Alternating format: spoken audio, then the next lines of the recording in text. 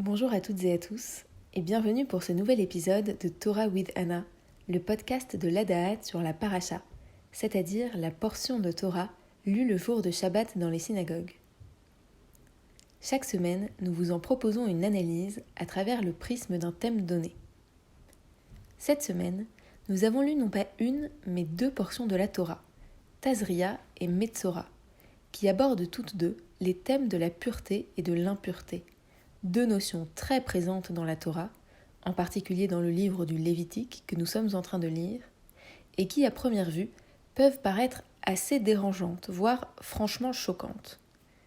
Qu'est-ce que cela veut dire, en effet, de déclarer telle personne ou telle chose impure ? Qui peut s'arroger le droit de dire une chose pareille ? Cela peut sembler terriblement insultant pour la personne visée, et d'autre part dangereux, car ce n'est pas sans rappeler le fantasme morbide de pureté des nazis, ou encore, à notre époque, le discours des fondamentalistes de tout poil. Mais en réalité, à quoi renvoient exactement les termes de pureté et d'impureté dans la Torah ? Pour mieux les comprendre, une plongée dans nos textes s'impose.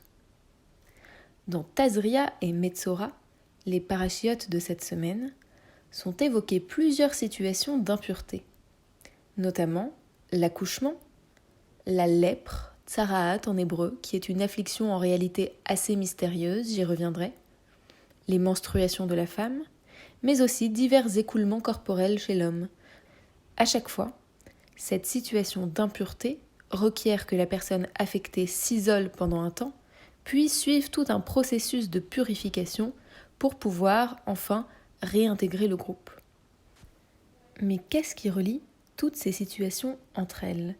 Quel est leur point commun ?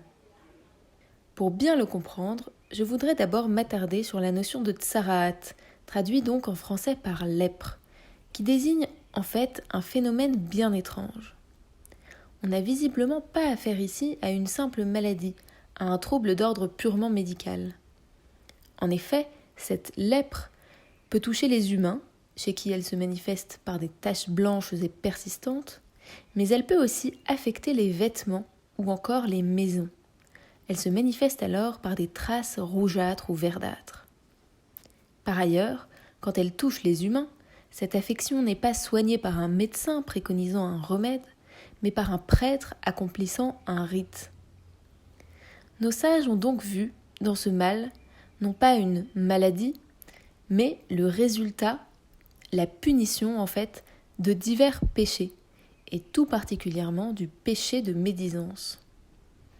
La médisance, de façon générale, est très mal vue dans le judaïsme.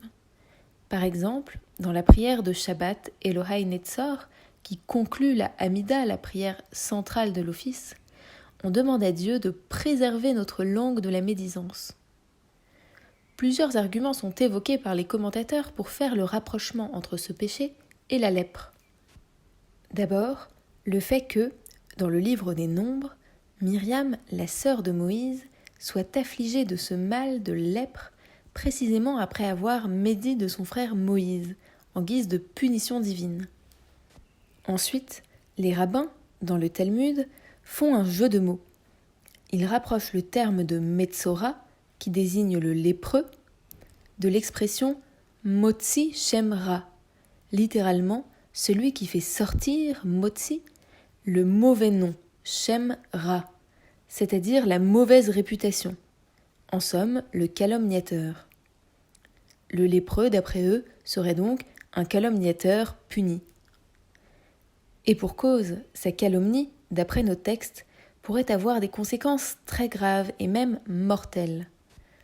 Dans les Proverbes, au verset 21 du chapitre 18, on trouve ainsi la phrase suivante : « La vie et la mort sont dans les mains de la langue. » Sous-entendu, la médisance peut tuer. Pour résumer, la lèpre, tsaraat, serait liée à la médisance, qui se caractérise d'une part par le fait de laisser sortir quelque chose qui aurait dû rester dedans, motzi shemra, et d'autre part par un lien avec la mort. On va voir qu'en réalité, ces deux éléments, faire passer à l'extérieur quelque chose d'intérieur et le lien avec la mort, semblent caractériser l'impureté de façon plus générale.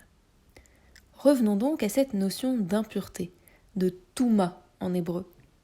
En quoi est-elle liée à la mort en premier lieu ? Le premier indice est d'ordre linguistique. À propos de l'étymologie de ce mot de touma, Rachi suggère en effet la racine tmiya, un mot araméen désignant les ossements. D'ailleurs, le contact physique avec un cadavre, que ce soit un cadavre d'homme ou d'animal, est considéré par le Talmud comme étant la plus grande source d'impureté. Pourquoi ?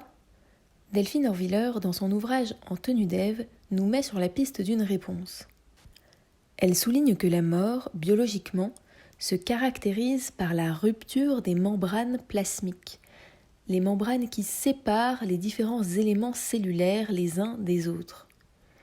C'est donc ce qui fait ou ce qui permet de faire passer à l'extérieur quelque chose qui aurait dû rester à l'intérieur, qui brouille les limites entre les deux. Et c'est justement ce deuxième élément qui semble caractériser l'impureté dans nos parachiotes. En effet, que ce soit l'accouchement, les menstruations féminines ou encore les diverses sécrétions corporelles évoquées par nos textes, on voit bien que toutes ces situations qui déclenchent l'impureté sont des situations dans lesquelles un élément intérieur passe à l'extérieur, des situations dans lesquelles la frontière entre l'interne et l'externe est brouillée. Mais le judaïsme, et c'est important de le souligner, n'interdit pas ces situations d'impureté. En réalité, ce sont de toute façon des états de fait qu'il est donc impossible d'éviter. Les textes de notre tradition vont plutôt définir des règles expliquant comment gérer ces moments. Et ces règles vont certes prévoir un moment d'isolement de l'élément impur, mais aussi des règles permettant de réintégrer cet élément au groupe. Le processus de purification suit plusieurs étapes. On a d'abord une phase d'introspection qui passe justement par cet isolement d'un ou plusieurs jours. On a ensuite l'immersion dans le bain rituel pour marquer le passage d'un état à l'autre, car l'eau, en effet, symbolise la possibilité d'états multiples puisqu'elle peut elle-même être à la fois solide, liquide ou gazeuse, et que, comme le souligne le Maharal de Prague, ce rabbin tchèque du XVIe siècle, elle peut prendre toutes les formes qu'on veut lui donner. Enfin, troisième étape du processus de purification, la réintégration progressive de la personne considérée comme impure dans le groupe. C'est le prêtre qui va venir chercher cette personne dite impure dans le lieu de son isolement, et c'est lui qui va ensuite l'amener vers le campement et vers le tabernacle, c'est-à-dire l'espèce de temple portatif prenant la forme d'une tente que les Hébreux portaient avec eux partout dans le désert et qui était le lieu de vie commune par excellence. Et donc la personne qui a été isolée va venir dans ce lieu de vie commune pour aller sacrifier à Dieu, apogée de son retour, de sa réintégration dans le groupe. En conclusion, la notion d'impureté, de touma, dans la Torah, ne désigne ni une situation de mauvaise hygiène, de saleté, ni une situation répréhensible moralement. En fait, c'est une notion qui va plutôt décrire des situations dans lesquelles la frontière entre l'intérieur et l'extérieur est brouillée et qui ont un lien avec la mort. Ces deux critères étant intimement liés, comme je l'ai souligné. Shavua Tov, bonne semaine à toutes et à tous, et à la semaine prochaine pour le prochain épisode de notre podcast Torah with Anna.